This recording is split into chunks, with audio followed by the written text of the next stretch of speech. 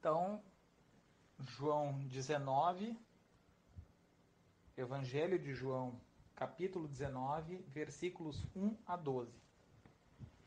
Diz assim: Pilatos, pois, tomou então a Jesus e o açoitou. E os soldados, tecendo uma coroa de espinhos, lhe a puseram sobre a cabeça. E lhe vestiram roupa de púrpura. E diziam: Salve, Rei dos Judeus! E davam-lhe bofetadas. Então Pilatos saiu outra vez fora e disse-lhes: Eis aqui vou-lo trago fora, para que saibais que não acho nele crime algum. Saiu, pois, Jesus fora, levando a coroa de espinhos e a roupa de púrpura, e disse-lhes Pilatos: Eis aqui o homem. Quando viram-no, pois, os principais sacerdotes e os servos clamaram, dizendo: Crucifica-o, crucifica-o.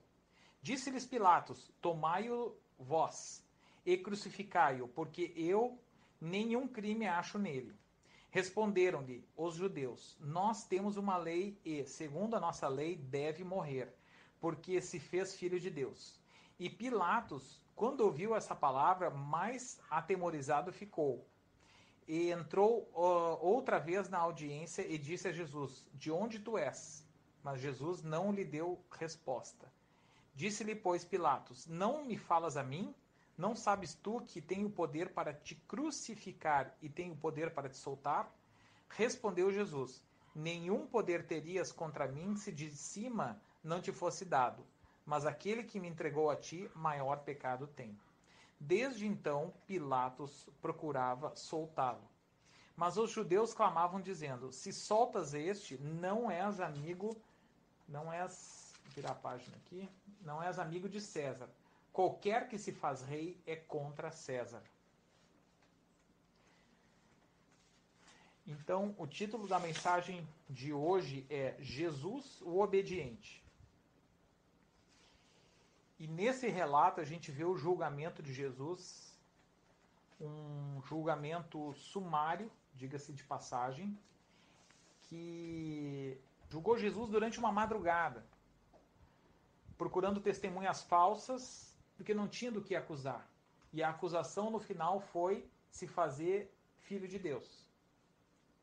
Só que o ponto todo aqui é que Jesus ele foi obediente a Pilatos. Ele foi obediente às autoridades a qual ele foi entregue. E mesmo tendo sido um julgamento que foi um julgamento errado do ponto de vista jurídico, né?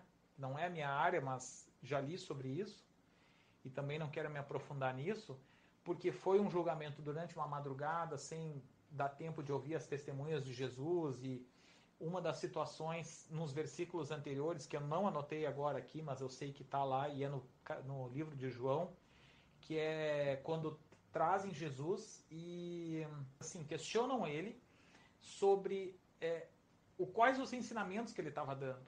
E Jesus diz daí que é só questionar as pessoas que estavam ouvindo ele, porque os ensinamentos dele são públicos.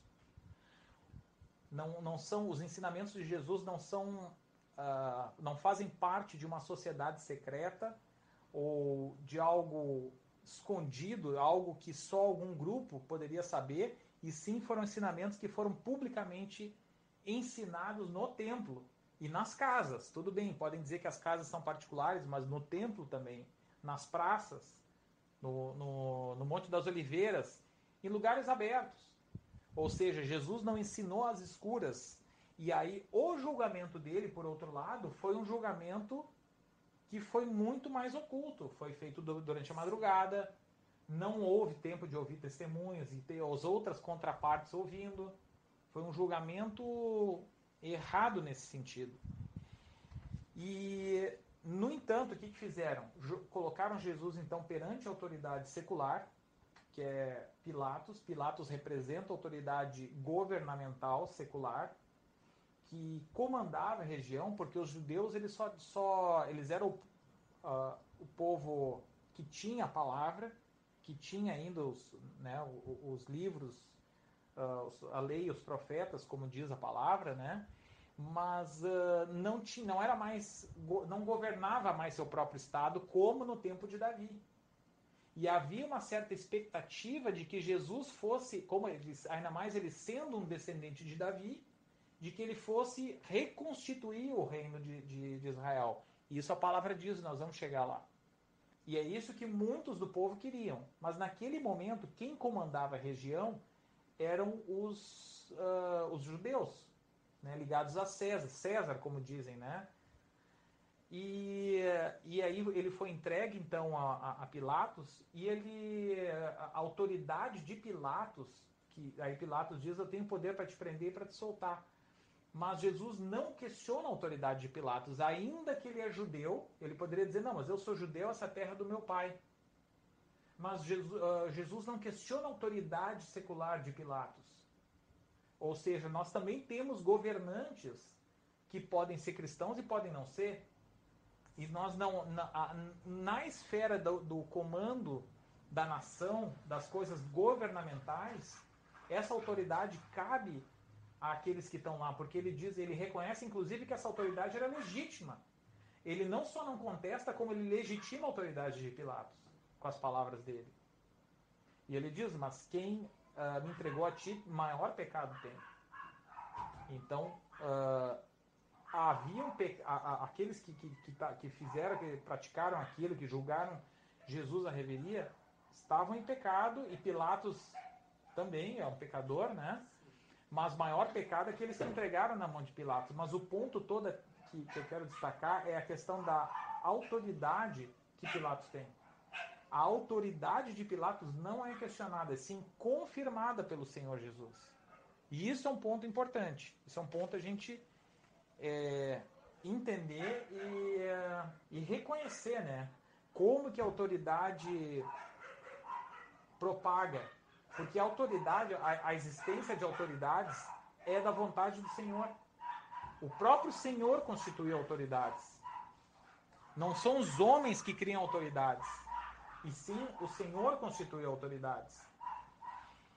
Então Jesus reconhece essa autoridade. As acusações que a gente vê aqui no final do versículo 12 diz assim: os judeus clamavam dizendo: se soltas este, não é amigo de César. Qualquer que se faz rei é contra César. Essa foi a acusação, porque daí isso iam dizer dele, e aí o que os judeus eles queriam fazer? Um tumulto, um escândalo, para que alguém superior a Pilatos fosse lá e Pilatos levasse a pior. Então Pilatos ficou com medo, ele estava, na verdade, entre a cruz e a espada, né, como diz o ditado. Mas eles fariam, né, algum tipo de tumulto, chamando a atenção vamos dizer, de uma autoridade superior a Pilatos, para que Pilatos fosse punido por não ter castigado Jesus, porque na verdade eles estavam querendo dar a entender que Jesus queria tomar o lugar de César. E esse é o ponto. Jesus queria tomar o lugar de César porque havia aqueles que queriam que Jesus fosse como é que vamos dizer assim, uma reconstituição do reino de Davi. E que aquele reino fisicamente fosse de novo governado pelo próprio povo judeu e não mais pelo povo romano. E Jesus queria isso de fato ou não? Isso nós vamos ver agora. João 6, mesmo livro de João, só que capítulo 6, versículo 15. João 6,15. Diz assim: sabendo, pois, Jesus que haviam de vir arrebatá-lo para o fazerem rei, tornou a retirar-se, ele só, para o monte. Então, Jesus, sabendo que iam arrebatar ele para aclamar ele como rei, declarar ele rei, ele se retirou e foi para o monte orar. Então, Jesus, de fato, essa acusação de que usaram contra Jesus lá perante Pilatos, ela é verdadeira. Jesus queria tomar o lugar das autoridades seculares, no caso de César, queriam aclamar ele rei e ele não aceitou esse chamado, né? essa aclamação, isso que o povo estava querendo dele. E pelo contrário, ele confirmou a autoridade de Pilatos como sendo legítima. É uma autoridade que veio do meu pai. Então, a gente começa a enxergar que as autoridades seculares de fato são autoridades constituídas por Deus. E a gente deve respeitar e obedecer. A gente vê que Jesus obedeceu, sendo que ele poderia chamar aquelas legiões de anjos e ele não seguia na crucificação. Mas ele foi obediente também àquela autoridade que ele estava submetido naquele momento. Então, isso nos chama atenção na questão da obediência e da questão das autoridades seculares serem autoridades legítimas. Porque, às vezes, dá a impressão de que algumas pessoas que são do caminho da fé entendem que as autoridades seculares não precisam ser respeitadas ou que Deus é uma autoridade superior contra elas. E aí eu pergunto, Deus é contra as autoridades seculares? Não, Deus é contra o pecado. E a maneira como é conduzido. Deus é contra o homem pecador que conduz, muitas vezes que está num cargo de autoridade, mas não contra a autoridade em si. E muito do que a autoridade faz é correto, mesmo ela sendo corrupta. Alguém exercendo um cargo de autoridade pública pode estar errado muitas vezes, pode estar errado em circunstâncias, pode até ser corrupto, mas em muitas coisas está certo. Pior do que um governo corrupto é não ter governo. Aí é o caos. Então, as autoridades devem ser respeitadas. Não quer dizer que, não, então corrupção tudo bem. Não é isso. Mas sim que há uma legitimidade nas autoridades seculares. Vamos para Filipenses capítulo 2.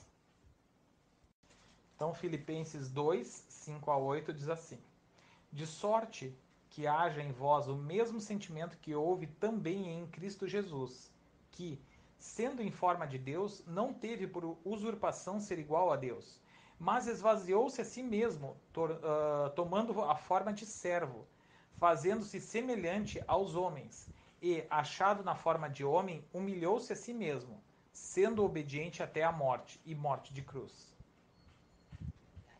Então aqui fica claro que justamente isso que a gente está falando, que Jesus foi obediente até a morte, morte de cruz, inclusive obediente às autoridades seculares. No caso a Pilatos, obedecendo a sentença que foi imputada sobre ele, podendo ele ter apelado à legião de anjos que o Pai tinha deixado disponível para ele. Mas ele foi obediente até a morte, se esvaziou por completo e foi obediente até a morte e morte de cruz. E por aí a gente vê que Jesus tem a conduta dele diante das autoridades seculares foi de contra as autoridades seculares, de obediência às autoridades seculares. Sem assinar, não quer dizer que ele está dando aval ao pecado, não, nem ao pecado das autoridades, de forma alguma. João Batista criticou o rei e perdeu a cabeça por causa disso. Então, em Marcos 6, 17 e 18 diz assim, porquanto o mesmo Herodes mandara prender a João e encerrá-lo amarrado no cárcere, por causa de Herodias, mulher de Filipe, seu irmão, porquanto tinha casado com ela, pois João dizia a Herodes, não te é lícito possuir a mulher de teu irmão. Então, o fato das autoridades serem legítimas não quer dizer que o pecado, no caso é um pecado particular, né, não é uma corrupção pública, né, mas não quer dizer que Deus está assinando embaixo e concordando com o pecado, mas está legitimando a autoridade que eles têm, a qual foi designada a eles, né? E Jesus foi obediente. Então, uma coisa é obediência, Jesus de forma alguma concorda com o pecado, assim como no caso de João Batista. Jesus veio denunciar o pecado, mas o pecado muitas vezes está dentro da igreja. E havia um certo sentimento anti-romano, e pelas autoridades também, na época. E eles queriam o governo romano fora e um novo Davi. Então, na verdade, era tudo uma questão de disputa de poder. Muito da liderança era em torno da disputa do poder. Mas Jesus não veio trazer essas coisas de um reino físico, e sim do reino dos céus, que é o reino invisível. E ele foi obediente. Então, nessas questões de governo, nós devemos ser obedientes. Né? As autoridades, todas elas vão ser pecadoras, são homens, são corruptos, ainda assim a gente deve obediência. O que não quer dizer que corrupções não devam ser denunciadas, Sim. o que está errado não deva ser denunciado. O mensalão deve ser denunciado, pessoas que estão em cargo de poder público, que são julgadas e aprovado contra elas, devem ir para a cadeia, mas isso não muda a questão de enquanto ela está no cargo, aquilo, ela é autoridade, deve ser respeitada, porque outras coisas que ela decide, aquilo deve ser respeitado enquanto ela está no cargo, ocupando aquele cargo, né? E isso a gente vê muito claro na palavra. Aqui em Filipenses 2, 5-8 a gente vê isso, né? Então, seguindo Mateus 22, então Mateus 22, versículos 15-22 diz assim: Então, retirando-se os fariseus, consultaram entre si como o surpreenderiam em alguma palavra. E enviaram-lhe os seus discípulos com os herodianos, dizendo: Mestre, bem sabemos que és verdadeiro e ensinas o caminho de Deus segundo a verdade, e de ninguém se te dá, porque não olhas a aparência dos homens. Dize-nos, pois, que te parece? É lícito pagar tributo a César ou não? Vê aqui, estão testando ele justamente nessa questão, porque eles sabiam que boa parte do povo não gostava da presença dos romanos como dominadores, pela questão dos tributos, porque tinha que pagar tributo aos romanos, né? Então estavam testando Jesus nisso. E Jesus disse aqui, ó, Jesus, porém, conhecendo a sua malícia, disse: Por que me experimentais, hipócritas? Mostrai-me a moeda do tributo. Eles apresentaram um dinheiro. E ele disse-lhes: De quem é essa efígie e essa inscrição? Dizem eles: De César. Então ele lhes disse: Dai, pois, a César o que é de César e a Deus o que é de Deus. E eles, ouvindo isso, maravilharam-se e, deixando-o, se retiraram. Então, de forma alguma, em inúmeras passagens, a gente vê Jesus combatendo ou sendo insubmisso à autoridade secular, no que diz respeito à questão do governo, tanto até mesmo da decisão de crucificar ele. E com relação à questão do tributo e das coisas administrativas, que a autoridade é a autoridade civil, a autoridade secular, é uma autoridade naquilo que diz respeito das coisas civis, de governo, desse mundo tangível, e não das questões de fé. Em nenhum momento há uma norma de que Jesus deve adorar determinado Deus, que aí entra por parte das autoridades, e que Jesus é confrontado com isso. Ninguém estava impelindo Jesus a isso. Então, mas nas coisas administrativas, a gente deve obediência sim às autoridades seculares. Então, de forma alguma deve passar na nossa mente, no nosso coração, ideias revolucionárias da gente ser contra o governo. Houve em muitos episódios da igreja momentos onde assim os cristãos queriam ir, sabe, se retirar da civilização. Mas a história mostra que isso quase sempre termina em heresia. Mas vamos adiante. Mateus 21, 1-11, diz assim: E quando se aproximaram de Jerusalém e chegaram a Betfagé, ao Monte das Oliveiras, enviou então Jesus 2 discípulos, dizendo-lhes: Ide à aldeia que está defronte de vós, e logo encontrareis uma jumenta presa, e um jumentinho com ela desprendei-a, trazei-mos. E se alguém vos disser alguma coisa, direis que o Senhor os há de mister, e logo os enviará. Ora, tudo isso aconteceu para que se cumprisse o que foi dito pelo profeta, que diz: Dizei à filha de Sião: Eis que o teu rei vem aí, manso, assentado sobre uma jumenta e sobre um jumentinho, filho de animal de carga. E indo os discípulos, fazendo como Jesus lhes ordenara, trouxeram a jumenta e o jumentinho, e sobre eles puseram as suas vestes, e fizeram-no assentar em cima. E muitíssima gente estendia as suas vestes pelo caminho, e outros cortavam ramos de árvores e os espalhavam pelo caminho. E a multidão que ia adiante e que a seguia aclamava, dizendo: Hosana ao filho de Davi, bendito o que vem em nome do Senhor. Hosana às alturas. E entrando ele em Jerusalém, toda a cidade se alvoroçou, dizendo: Quem é esse? E a multidão dizia: Este é Jesus, o profeta de Nazaré da Galileia. Então a gente vê que na entrada triunfal, quando Jesus entrou, aquela semana antes dele ser crucificado, que ele entrou aclamado nessa expectativa dele ser um grande rei. Então, muitos tinham no coração esse sentimento e esse entendimento de que ele, sendo filho de Davi, porque ele era descendente de Davi, sendo da descendência de Davi, que ele seria coroado rei e que Israel voltaria a ter ocupar aquela posição de Estado independente. Mas Jesus não veio para isso, porque, em parte, aquilo que explica como é que os judeus conseguiram, né, instigar a multidão contra Jesus, em parte é isso. Quando muitos viram que ele não seria um rei que ia reconstituir o Estado de Israel naqueles termos, aí muitos se decepcionaram. Em parte é isso. Claro, o povo é influenciável, eu acho que somos muitas coisas nisso, né? Mas a gente vê como o povo recebeu ele, e a gente viu em outros versículos como queriam aclamar ele como rei. Então esse sentimento pairava de ele ser um rei como Davi, um rei estadista, e não um rei do reino dos céus. Essa expectativa havia nas pessoas. E a gente vê que isso não se cumpriu. Quando aconteceu, quando Jesus entrou na Semana Santa, isso não se cumpriu. Jesus não se tornou aquele rei. Pelo menos talvez a expectativa a gente não sabe de quantos, mas a gente vê que a cidade estava alvoroçada. E não, aqui não estavam falando dos milagres, não é só por causa dos milagres. Havia uma expectativa de ser como um profeta, como Davi foi um profeta, né?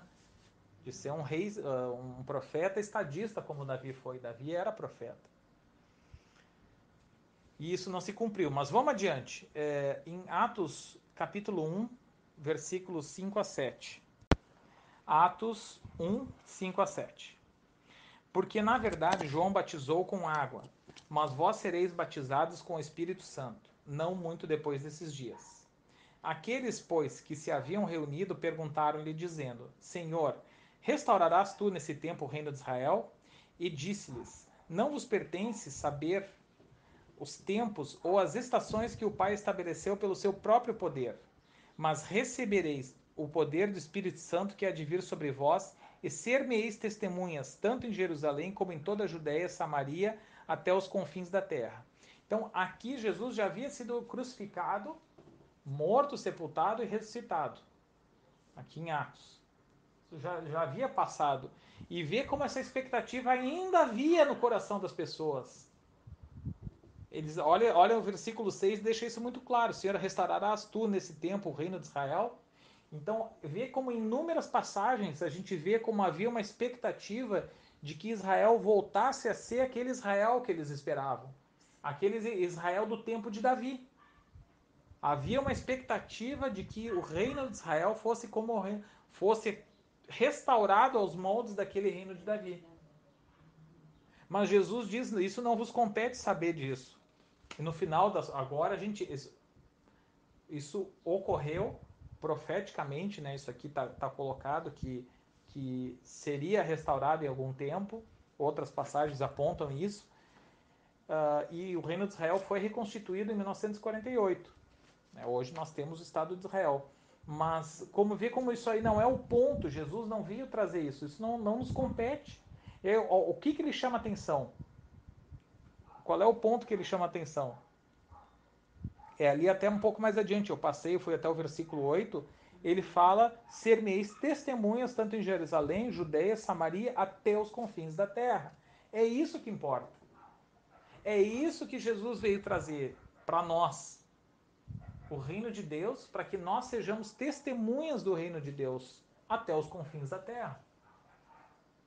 Para estabelecer, e não que a gente venha a competir com a autoridade secular. Não são coisas que estão opostas entre si. As pessoas gostam de botar fé e ciência também opostos. não são opostos. Para algumas mentes são, mas se a gente pensar de uma forma sadia, não são coisas opostas. Fé e ciências não são opostas, assim como o governo secular não está em oposição com a fé. Muitas vezes um invade a área do outro. Tanto da fé entra na área do governo secular, como do governo secular tenta impor coisas que invadem a parte da fé. Mas não deve ser assim. São coisas separadas. A César o que é de César, a Deus o que é de Deus. Ou seja, o que nós entendemos? Que nós devemos obediência às autoridades seculares e estamos em pecado se não obedecemos, exceto quando há determinações do governo que fariam com que nós pecássemos contra Deus. Contra Deus. Exceto se nós pecarmos contra Deus, nós devemos obediência aos governos. Eu tenho que me alistar, por exemplo, alistamento militar. Os homens são obrigados ao serviço militar. Eu entendo que estão em pecado se não se alistarem, se não for. Não é só, mas eu não preciso me alistar. Precisa se alistar. E há pessoas que dizem que tu não precisa vir, não deve servir por questões de fé. E foi isso que Jesus disse, vamos ver mais adiante, com relação a essa questão do exército, por exemplo. Tá? Lucas 3, 10 a 18. Lucas 3, 10 a 18. Lucas 3, 10 a 18. E a multidão o interrogava, dizendo: Que faremos, pois? E respondendo ele, disse-lhes: Quem tiver 2 túnicas, reparta com o que não tem, e quem tiver alimentos, faça da mesma maneira. E chegaram também uns publicanos para serem batizados, e disseram-lhe: Mestre, que devemos fazer? E ele lhes disse: Não peçais mais do que vos está ordenado. E uns soldados o interrogaram também, dizendo: E nós, que faremos? E ele lhes disse: A ninguém tratais mal, nem defraudeis, e contentai-vos com o vosso soldo. E estando o povo em expectação e pensando todos de João em seus corações se porventura seria o Cristo, João Batista no caso, né? Respondeu João a todos dizendo: Eu na verdade batizo-vos com água, mas eis que aquele que é mais poderoso do que eu, do qual não sou digno de desatar a correia das alparcas, este vos batizará com o Espírito Santo e com fogo.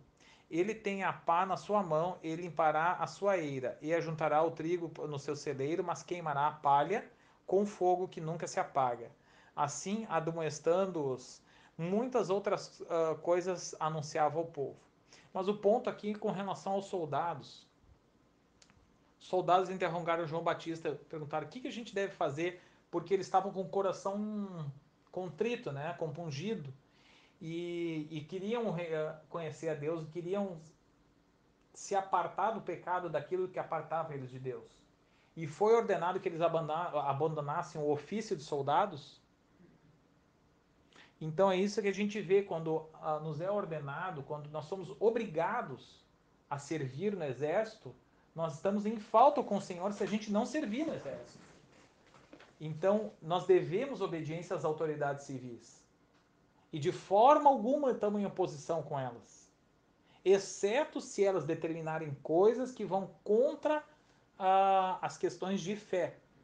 No caso, se nos obrigar a adorar falsos deuses, aí sim nós podemos desobedecer, e devemos, inclusive. Mas, assim, isso é o último do último caso. Nós não podemos ter uma mentalidade de oposição das autoridades, já uma predisposição, essa é a palavra, de se opor às autoridades. Como se fossem, não, tudo que é do governo é corrupto. Sim, o homem é corrupto. Ainda assim nós devemos obediência. Ainda assim nós devemos obediência. E o fato de ser soldado, no ofício do soldado, eu entendo que tudo aquilo que um soldado faz, mas sem maltratar, sem agir injustamente, e outra, soldado ele tem o poder na mão, ele pode usurpar, extorquir dinheiro, como uma milícia, né, vamos dizer, e isso é pecado.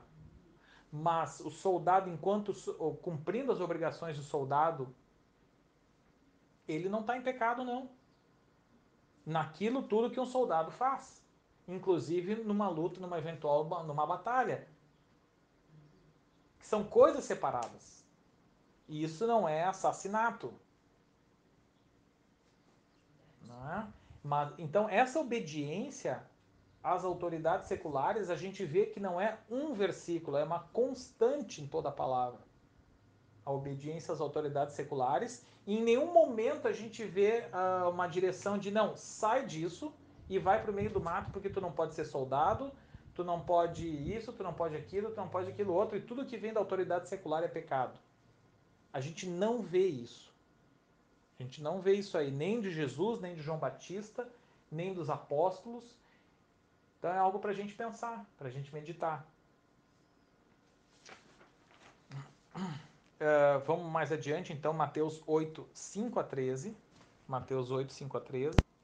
Mateus 8, 5 a 13 diz assim: E entrando Jesus em Cafarnaum, chegou junto dele um centurião rogando-lhe, e dizendo: Senhor, o meu criado jaz em casa paralítico e violentamente atormentado. E Jesus lhe disse: Eu irei e lhe darei saúde. E o centurião respondendo disse: Senhor, não sou digno que entres debaixo do meu telhado, mas dize somente uma palavra e o meu criado há de sarar. Pois eu também sou homem sob autoridade, e tenho soldados às minhas ordens, e digo a este, vai, e ele vai, e a outro, vem, e ele vem, e a meu criado, faz isso, e ele o faz. E maravilhou-se Jesus, ouvindo isso, disse aos que o seguiam, em verdade vos digo que nem mesmo em Israel encontrei tanta fé.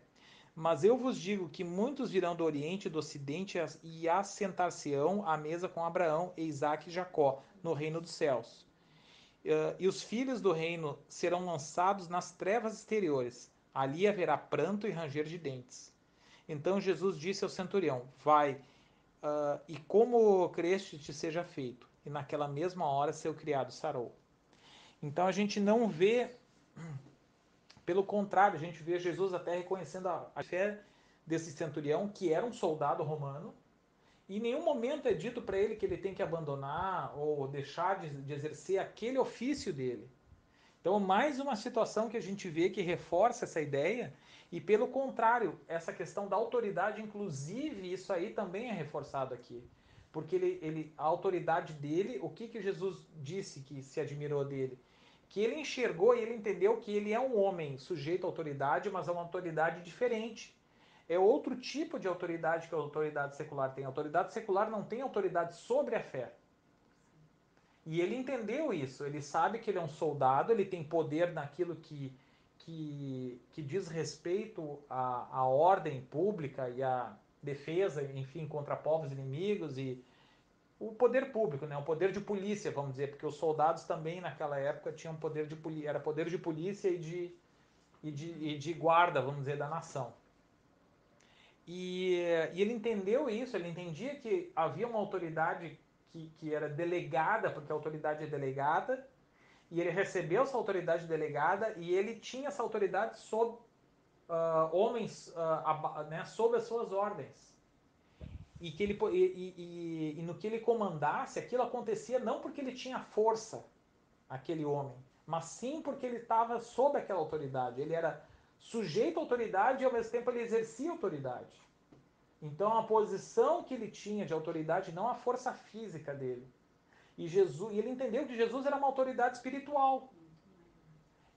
E de outro tipo de autoridade também. Maior e de outro tipo, é uma autoridade espiritual. Não é o mesmo tipo de autoridade de polícia. Tanto que os soldados desse tipo, como desse no caso aqui descrito, foram os mesmos tipos, colegas soldados que pregaram Jesus na cruz. Então são coisas diferentes. E Jesus é uma autoridade do reino espiritual. E aí nisso esse homem ele reconhece a autoridade de Jesus no âmbito espiritual. E ele entende que as doenças e outras coisas ocultas, né, aos nossos olhos, porque o mundo da fé, o mundo espiritual, ele é um mundo invisível. Ele entende que isso está sujeito a uma ordem também. Porque nosso mundo físico é um espelho do mundo, um espelho do mundo espiritual. Então ele entende isso. E esse discernimento dele despertou a admiração de Jesus.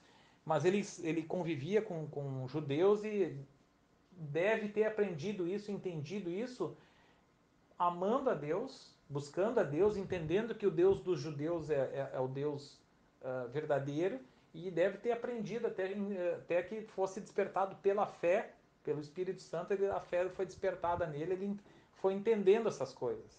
Mas Jesus se admirou com isso, que ele teve esse discernimento que havia uma fé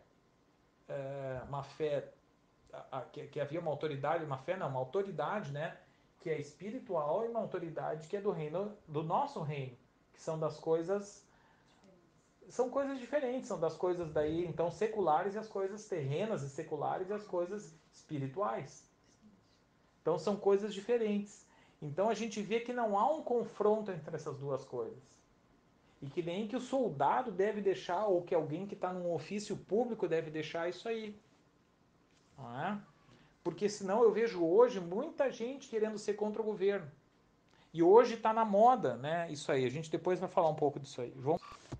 Tá, eu não vou abrir o texto aqui, mas em Atos 10 descreve o batismo de Cornélio. Cornélio também era um centurião. E o primeiro gentio, né, o primeiro não judeu a ser batizado e a receber o Espírito Santo foi o centurião Cornélio.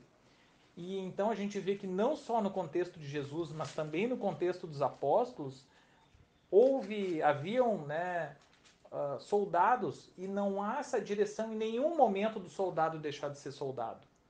E nenhuma condenação, e nenhuma palavra assim de diminuição disso. E sim que se abandonassem os pecados, isso sim. Usar o poder para usurpar o dinheiro do povo, para, enfim, praticar pecados. Mas o ofício do soldado não é condenado. E tanto que Cornélio é o primeiro gentil a ser batizado e a receber o Espírito Santo. Em nenhum momento é dito para ele abandonar o ofício do soldado, nem antes nem depois.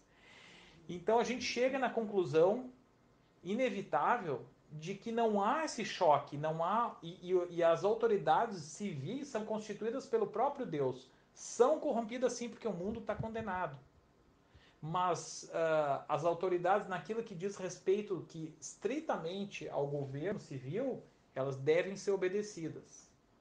Essa é a única conclusão que a gente pode chegar, que Jesus foi obediente até a morte, morte de cruz, que em nenhum momento há um choque ou uma depreciação de Jesus em relação à autoridade romana, e sim que Jesus veio combater o pecado e a hipocrisia e uma série de outras coisas, as coisas invisíveis do coração, as coisas da fé que estão no coração, as coisas do reino espiritual, e não um governo físico, e que a gente vê, pelo contrário, não é só nenhuma Jesus não é inerte quanto a isso, e sim que ele se sujeita à autoridade secular naquilo que diz respeito de governo secular. Ainda que foi uma injustiça ter condenado ele à cruz. Mas ele se condenou, ele se sujeitou a obedecer, ainda que fosse uma injustiça. Então a gente chega na conclusão inevitável que nós devemos sim obediência às autoridades civis. Eu digo isso num contexto hoje que a gente vê, e eu vejo, me preocupo um pouco com isso, já tenho sinalizado e externado isso para irmãos na fé e para mais pessoas, né? Essa coisa assim que eu tenho visto muita gente predisposta a desobedecer os governos. Mas que a gente possa orar então por isso, porque a gente vê claramente na palavra que a gente deve obediência às autoridades. Então a gente finaliza com as seguintes conclusões. Jesus foi obediente às autoridades, as autoridades são estabelecidas pelo Senhor, a autoridade secular é legítima se ela deliberar dentro da sua competência, o Senhor não se agrada do pecado de ninguém, incluindo as autoridades, Jesus não veio ser rei deste mundo, Jesus não veio restabelecer a nação de Israel no seu tempo. E Jesus é o sumo sacerdote do reino de Deus. E a Deus toda a glória.